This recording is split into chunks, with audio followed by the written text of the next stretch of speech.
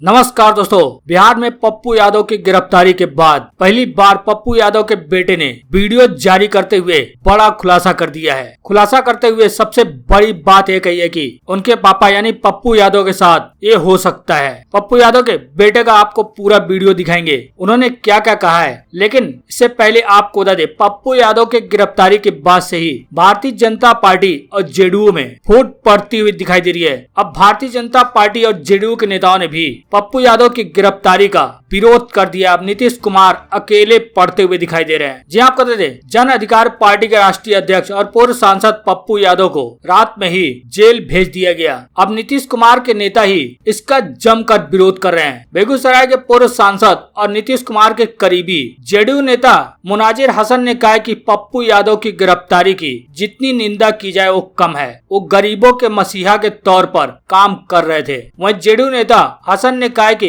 गिरफ्तारी तो छपरा के डीएम और राजीव प्रताप रूडी की होनी चाहिए थी। मुसीबत के समय जब पप्पू गरीबों की मदद कर रहे थे तब उनकी गिरफ्तारी बेहद ही निंदनीय है। वहीं संदेश के पूर्व विधायक और जेडीयू नेता विजेंद्र यादव ने भी पप्पू यादव की गिरफ्तारी पर कड़ी प्रतिक्रिया दी है। जेडीयू नेता विजेंद्र यादव ने पप्पू यादव की गिरफ्तारी को गलत बताते हुए कहा कि मानवता के आधार पर राजीव प्रताप रूडी को 1 मिनट भी सांसद रहने का अधिकार नहीं है। पप्पू यादव को मानवता के आधार पर सरकार को छोड़ना चाहिए। एम्बुलेंस प्रकरण की जांच डीएम को बर्खास्त और सांसद का इस्तीफा होना चाहिए। उधर भारतीय जनता पार्टी एमएलसी रजनीश कुमार ने भी पप्पू यादव की गिरफ्तारी को दुर्भाग्यपूर्ण बताते हुए उन्हें तुरंत रिहा किए जाने की मांग की है। बिहार एनडीए में शामिल दूसरे सहयोगियों हम और वीआईपी भी पप्पू की गिरफ्तारी का विरोध कर चुके हैं। जीतन राम मांझी ने और मुकेश सहनी ने पहले इस गिरफ्तारी का विरोध किया था। जीतन राम मांझी ने विरोध करते हुए कहा कि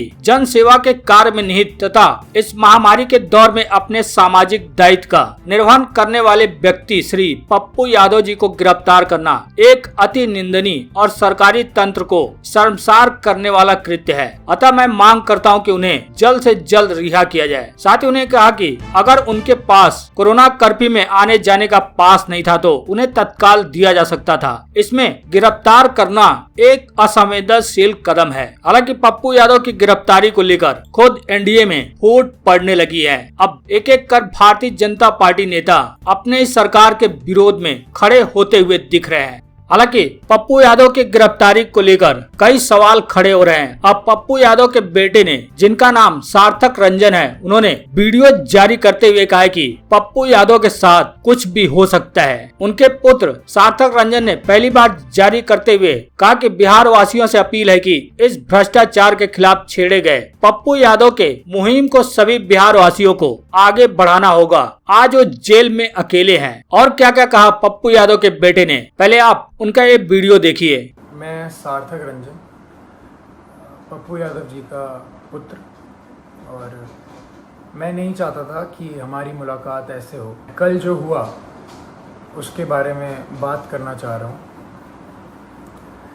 कल 2 घटनाएं हुई, एक जो बिल्कुल नहीं होनी चाहिए थी और दूसरी के बारे में सोच के सुकून मिलता है। कल हम सब ने मिलकर एक व्यक्ति के ऊपर अन्याय जो हुआ है, हम सब ने मिलकर ट्विटर पे हमने उस ट्रेंड को नंबर 1 कर दिया और काफ़ी घंटों तक रहा। मैंने भी ट्वीट किया घर पे अपने आराम से सोफे में बैठ के, उसे नंबर 1 ट्रेंड की दौड़ पे लगे रहे सोचा। पर वो कल हुआ और कल चला गया है। और अब जब जेल जाने की बारी आई है तो मेरे पिता अकेले हैं। कल 9 बजे से लेके आज सुबह 3 बजे तक वो सिर्फ एक मुजरिम की तरह ट्रीट हुए हैं। और मैं जानना चाहता हूं कि उनका जुर्म है क्या। हॉस्पिटल्स की जो हालत है बिहार में, उसकी सच्चाई दिखाना जुर्म है या दवाइयाँ नहीं हैं तो जिनको ज़रूरत है उनको दवाइयाँ पहुंचाना जुर्म है, लोगों को खाना देना जुर्म है, या जो काला बाजारी चल रही है दवाइयों की उसको पेश करना जुर्म है। सबसे बड़ा जुर्म मेरे को ये लग रहा है कि एक नेता के घर पे जो छापा मार के उन्होंने आप लोगों के लिए जो एम्बुलेंसेस यूज़ होनी थी वो बस घर पे पड़ी हुई थी, और वो बस ये चाह रहे थे कि वो सारी एम्बुलेंस यूज़ हों आप लोगों के लिए। मुझे लग रहा है कि यही जुर्म उनका सबसे बड़ा रहा।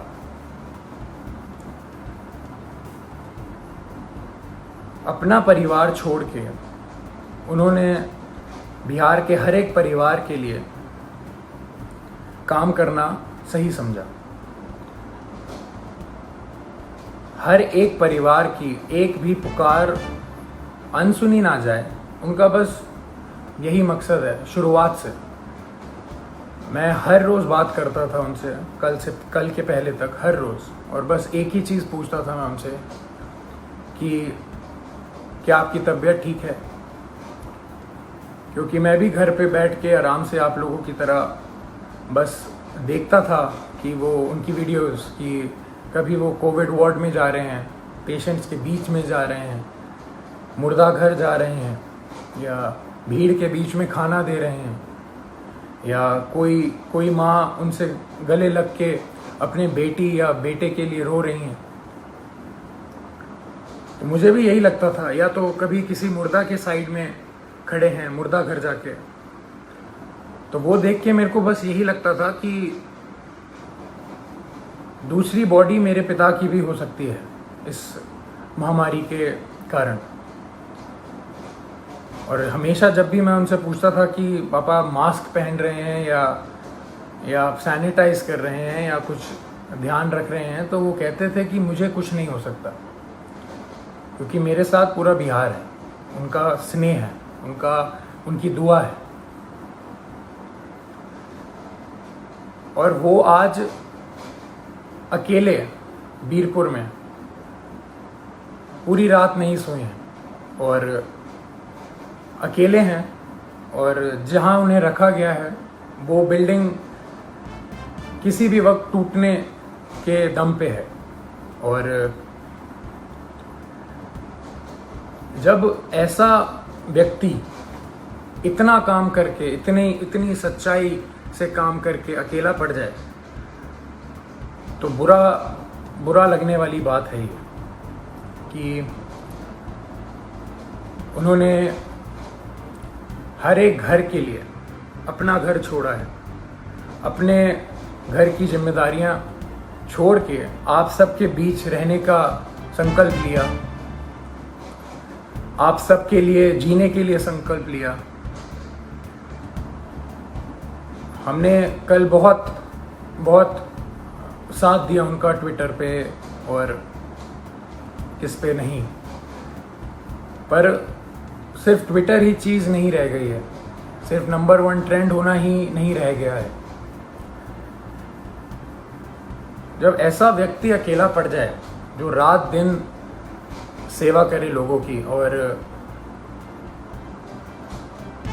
लोगों के लिए ही जिए, अपना सब कुछ छोड़ के, अपना सब कुछ त्याग के। हम लोगों ने बोलते थे आ जाइए, आप वापस आ जाइए, ठीक नहीं है, रिस्की है, सही नहीं रहेगा, मगर उनका एक ही कहना था हमेशा कि बिहार के लोगों को मेरी ज़रूरत है, और मैं बस वही कर रहा हूँ। अपने बारे में, अपनी जान के बारे में बिल्कुल ना सोचते हुए वो बस आप लोगों के लिए काम रात दिन करते रहे। हॉस्पिटल में छापा मारना हो तो पप्पू यादव जाएंगे, खाना देना हो तो पप्पू यादव देंगे, दवाई देना हो तो पप्पू यादव देंगे, बेड चाहिए, ऑक्सीजन चाहिए, एम्बुलेंस चाहिए तो पप्पू यादव करेंगे। अभी हमारे बीच पप्पू यादव कौन बनेगा? कहां से लाएंगे हम दूसरा? हम उन्हें अकेला इस टाइम पे नहीं छोड़ सकते। मैं बेटा हूँ इसलिए ये सारी बातें कर रहा हूँ, नहीं।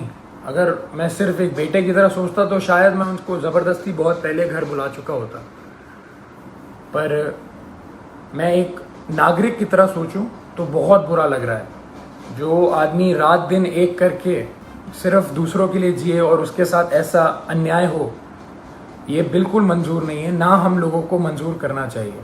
आपने पप्पू यादव के बेटे सार्थक रंजन का वीडियो देखा। उन्होंने बिहार वासियों से बड़ी अपील की। उन्होंने कहा कि भ्रष्टाचार के खिलाफ पप्पू यादव द्वारा छेड़े गए इस मुहिम को बिहार वासियों को आगे बढ़ाना होगा। हालांकि पप्पू यादव भी जेल में धरने पर बैठ गए हैं, यानी भूख हड़ताल पर। पप्पू यादव को आधी रात में कोर्ट में पेश कर 1989 में उनके ऊपर दर्ज अपहरण मामले में पुलिस ने गिरफ्तार किया था। इसके बाद उन्हें वीरपुर जेल में भेजा गया। वीरपुर जेल में रहते हुए पप्पू यादव ने लिखा कि मैं भूख हड़ताल पर हूँ, न पानी है न वॉशरूम है, मेरे पाँव का ऑपरेशन हुआ था, नीचे बैठ भी नहीं सकता और यहाँ पर कमोड भी नहीं है। कोरोना मरीज की सेवा करना, उनकी जान बचाना, दवा mafia, hospital mafia, oxygen mafia, ambulance mafia को बेनकाब करना ही मेरा अपराध है। मेरी लड़ाई जारी रहेगी। मुख्यमंत्री नीतीश कुमार को चेतावनी देते हुए कहा कि एक बात गांठ बांध लीजिए कि जब कोरोना महामारी में लोगों के बीच जाने से मरने की बात से नहीं डरा तो